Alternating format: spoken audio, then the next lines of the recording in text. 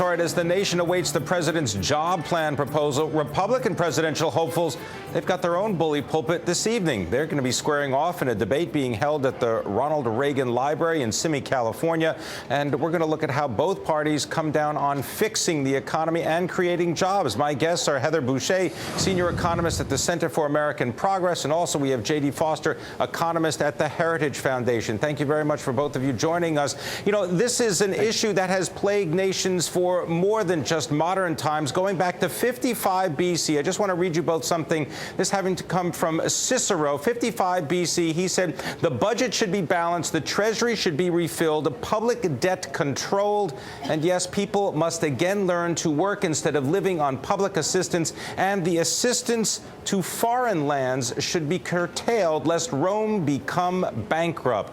Heather Boushey, is there anything we can learn from Cicero in 55 BC that's applicable today? Well, I think it's an interesting quote to start off the segment with here. You know, certainly right here in the United States today, we have a continuing problem of a lack of demand. You know, the collapse of the housing bubble and millions of people out of work means that there's a lot less money flowing through the U.S. economy. And there's a very important and vital role and an effective role we've seen that government can play in getting people to work, using federal dollars to invest in infrastructure and roads and bridges. Of course, the Romans were famous for building roads all over Europe, so maybe we can learn from that. But that's certainly what we need to be doing right now here today in America. J.D. Foster, does this sort of highlight the notion that maybe this is a bigger problem than politics, that we need to put aside the partisan debate and focus on the actual tasks at hand? Well, we certainly need to set aside the partisan debate, but we have differences in views on what the economy needs now to recover and to start to grow and create jobs. There is an ideological base, there's a partisan base to that, but there are fundamental disagreements about what the right economic policy is. What Heather just described, it might have been defensible a year or two ago when they were still trying it and we were trying to see if it would work to spur the economy. Well, the economy created 0 jobs last month. Created 40,000 jobs on average over the last 4 months. It's flat on its back. We've tried these policies that the president proposed, more government, more involvement, more spending. It doesn't work. We've learned that. Well, let me just break in, J.D. Foster. We have the evidence. J.D. Foster, let me just break in. So do you think, is it possible that the economy would be in worse shape had those stimulus packages not be put forth? For the most part, I think the economy would be in better shape because they've actually been debilitating to the economy by creating uncertainty. The economy is sort of like a patient that's been injured. It's now healing. It needs time to recover. What Washington keeps trying is the latest nostrum, the latest drug, the latest procedure to see if they can gin it up a little bit more. That's not helping. The modus that we should be in right now is do less harm. The government should be doing less harm and letting the economy heal of its own. It will heal. It's perfectly capable of healing. It's ready to grow. Washington won't let it. More of these kinds of little tweaking programs adds to the uncertainty, weakens the confidence in the economy, and that's what's slowing it down. Government just needs to back off a bit. Heather Boushey, come in on the topic because it would seem as though no matter who's in the White House, of course, they'd love to take credit for creating more jobs. Is there something that we don't know? Do they care about how the jobs are created? Wouldn't they take credit for any job? Well, certainly, you know, I want to go back to this question of uncertainty, though. I mean, you know, one of the things that we know right now is that what businesses say their biggest problem is whether or not they have enough customers coming through their doors to justify higher spending and bigger investment in their firm. It's not uncertainty. You know, you always have uncertainty in an economy. You don't know what's coming down the pipeline, but certainly we know the policies that we've been enacted. We know that demand continues to be the biggest problem. That firms keep complaining that they don't have enough customers, and we know that there's things that we can do about it. We know that we have a vast unmet need in terms of building roads and bridges and updating America's infrastructure. We know that the reason that we created 0 jobs in August is not because the private sector didn't create any jobs, but actually because you continue to see these very large layoffs at the state and local level. We're laying off teachers. America's not going to be able to compete in the 21st century economy if we don't educate America's children. This is the wrong policy. So, you know, there's a lot that we could do to be creating jobs, and paring back on government spending right now is exactly the wrong tactic. All right, J.D. Foster, come in on this topic of demand. Is there enough private sector demand right now to increase the number of people working?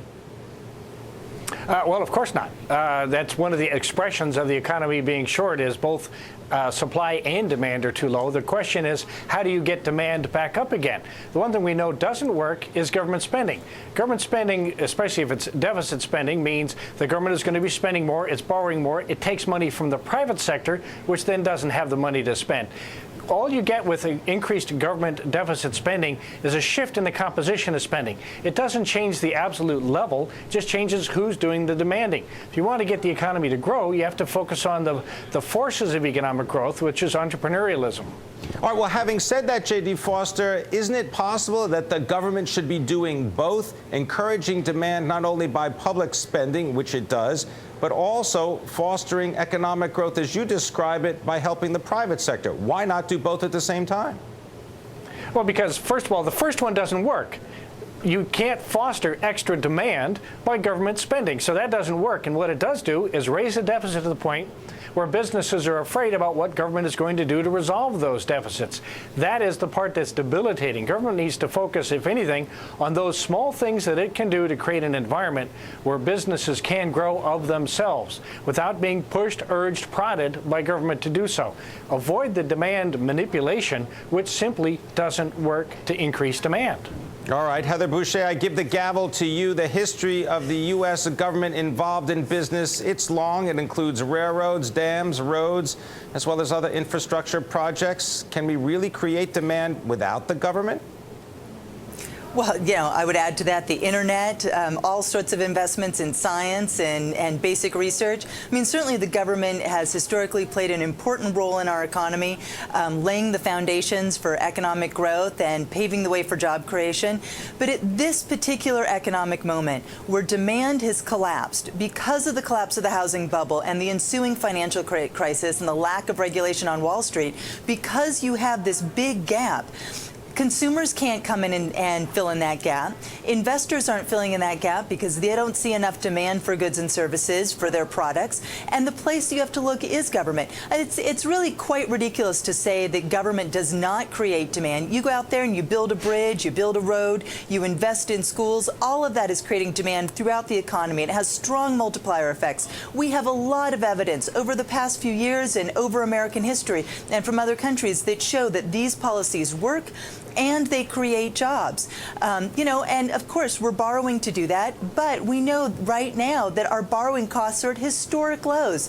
This is the right time to go out there and make those investments that'll be good for American competitiveness in the future, that'll be good for jobs right now. The costs are cheap. I don't understand why we wouldn't do that right now. J.D. Foster, come in on the topic of a payroll tax holiday. We've already got the reduction of 2 percentage points on the payroll tax. Would you support extending that deduction, that decrease?